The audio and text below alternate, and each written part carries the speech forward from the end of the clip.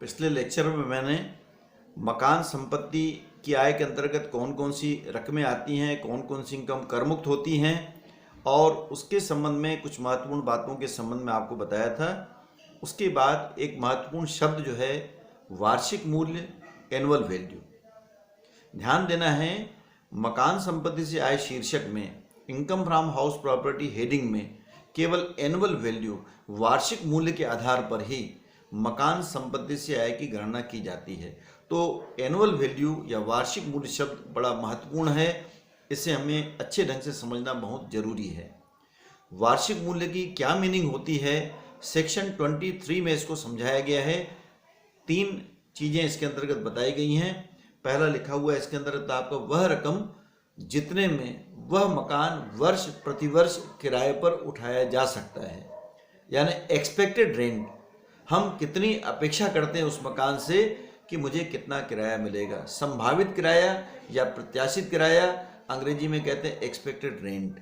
आपने देखा होगा शहर की सिचुएशन के अनुसार अलग अलग इलाकों में मकानों की कीमतें जो रहती हैं आपका अलग अलग होती हैं।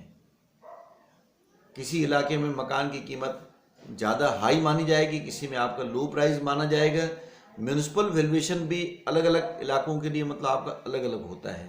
तो वर्ष प्रतिवर्ष यदि मकान किराए पर उठा हुआ नहीं है तो हम कितने किराए पर उठा सकते हैं, ये कहलाता है एक्सपेक्टेड रेंट। ये आपको प्रश्न में इसका दिया रहेगा। दूसरी स्थिति, यदि ऐसा नहीं है, मकान वास्तव में किराए पर उठा हुआ है, तो वास्तव में यदि मकान किराए पर उठा हुआ है तो उस मकान संपत्ति का मुझे गत वर्ष में कितना किराया प्राप्त हुआ।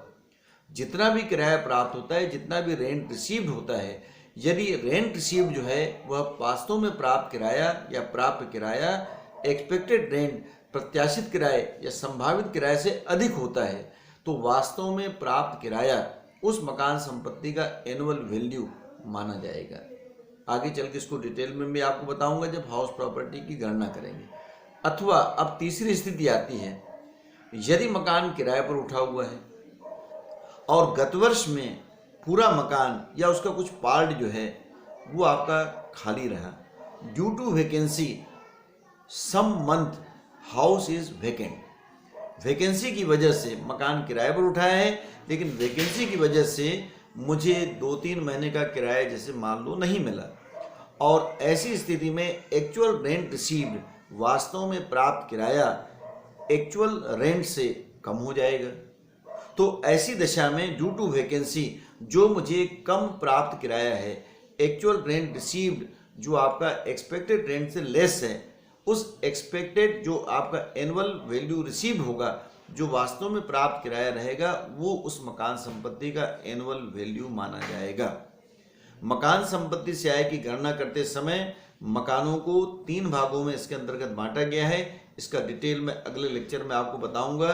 पहला होता है किराए पर उठी मकान संपत्ति, हाउस लेट आउट। नंबर 2 होता है स्वयं रहने में प्रयुक्त मकान संपत्ति, सेल्फ ऑक्युपाइड हाउस।